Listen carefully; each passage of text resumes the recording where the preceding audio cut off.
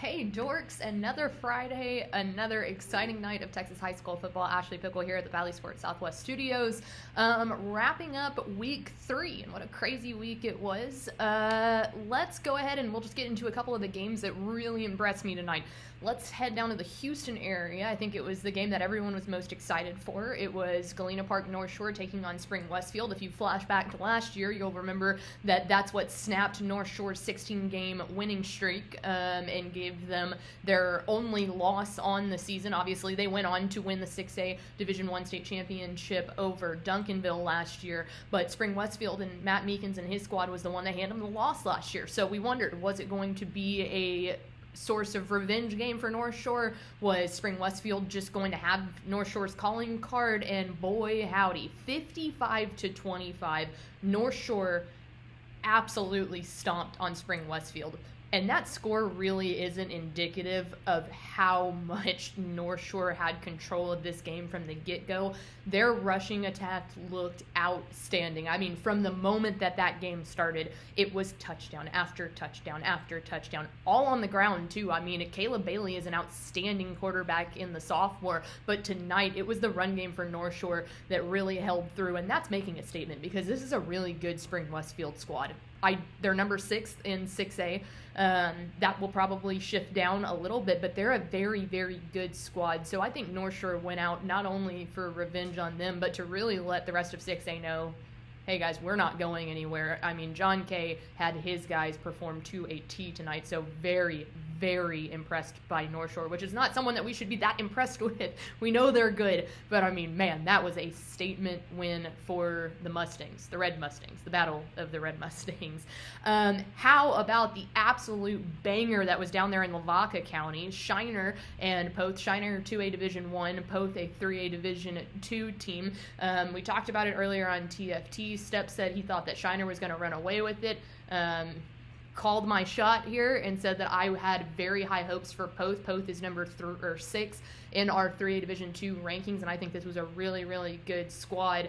Poth ended up scoring 2 different touchdowns to get up to 21 points, and they separated themselves by basically 2 scores at that point, and Shiner found a way to get it done on the backs of Dalton Brooks. And if you have not seen the highlight of him scoring the touchdown, Doug Brooks, his older brother, we knew was the big man Brooks' brother. Dalton looked and said, he's got that dog in him, man, because the touchdown run that he had, I can't even explain it to you if you haven't seen it. I mean, he swarmed out of 800 tackles to get into the end zone and then ended up scoring the 2-point conversion to win the game 22-21. And shout out to Daniel Boddicker saying, hey, we're going for this. We don't have anything to lose here. This is not a district game. This is a classification bigger than us. We were the ones that fought back to do this. We're going for 2. Shout out to him, too, for saying, Dalton, everyone knows the ball's going to you. Go in there, do your thing. He flipped into the end zone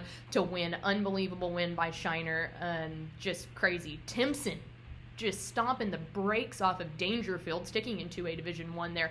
Timpson came out and really made a statement tonight. Dangerfield is a bigger classification. They've got more depth. They had more speed, really, than Timpson did. And what we wondered was how good is that Timpson front, especially on the offensive line, and they were outstanding tonight. Terry Bussey shows that he is a force to be reckoned with. Bosky Howard, his cousin out there on the outside, had an unbelievable game.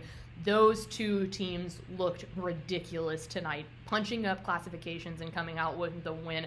That is going to be a fun battle. And, of course, you throw Furio in the mix. Region 3 and Region 4 2A Division I are chef's kiss. Moving on now, how about College Station and Temple? College Station getting the win at 45-35. This score is also just interesting because College Station really seemed to have a pulse on that game. That's a 5A Division I punching up to a 6A in Temple, a ranked 6A team in Temple, and College Station proved big on their defense tonight. We knew that we didn't know how they would be. They lost Marquise Collins, obviously, with that ACL injury. Week 1, they go and lose to Lovejoy. Last week, they bounced back. This was a big test for them of, okay, here's a measuring scale that we can kind of use going forward. And they looked like they were slipping away. Credit to Temple in the comeback that they almost made.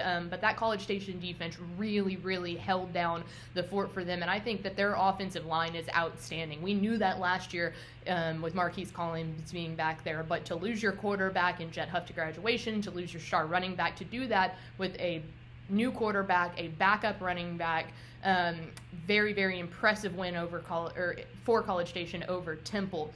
Back to the 6A ranks we go. Let's go with Prosper beating Rockwall 19-11. Coach Brandon Schmidt's team really made a statement with this tonight because that's a high-flying Rockwall team. They're always high-flying, and we thought that Prosper's defense was really good. We knew that they had a really good defense when it came to stopping the run, but how well were they going to be on the perimeter, in the secondary, on stopping big breakaway pass plays while holding a Rockwall team? Yes, they're on their backup quarterback. Lake Bennett ended up going down. They're going to save him for district play, so using a backup quarterback, but still, I mean, the trio of quarterbacks they had, and the senior being out, the junior, and then the sophomore, Braden Locke's younger brother, that was a very, very, very impressive win by Prosper. That district's going to be fun because Allen got a big win tonight, so it'll be very interesting to see how all that plays out.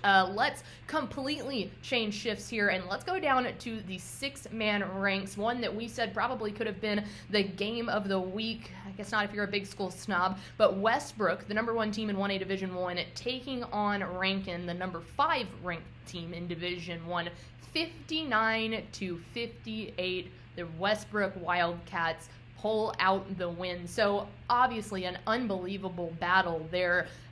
Shout out to the Wildcats, but I think this says a lot about Rankin to be number 5 in 1A Division 1 and to be able to go toe to toe, lose by a point to the number 1 ranked team in Westbrook. I think that says a lot about the teams above them in the rankings.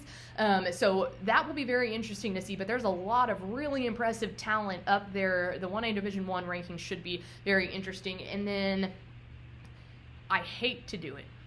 Not because of the team. I love Antonio Wiley. I hate to do it because of Greg Tepper, but Coppell, the Coppell Cowboys taking on Keller Timber Creek tonight, and they scored with 12 seconds left to win the game. Antonio Wiley has come into Coppell and is now 3-0. And it's a good 3-0. They look really good. So I hate to say it because of Greg Tepper, but very impressive win from the Cowboys tonight to improve to 3-0 on the season. So tons of stuff going on. If you're watching this before 1 o'clock in the morning, get to Valley Sports Southwest. You can see Aaron Hardigan, Greg Tepper, and Craig Way on Valley Sports Southwest. But for now, I'm going to go try and get some sleep. So there you go. That'll do it for week 3 of the Texas High School Football Weekend. We will be back up and running on Monday for Texas Football Today. So see us there, and we will recap all the rest of the craziness that is sure to ensue for the rest of the night and tomorrow. Bye, dorks.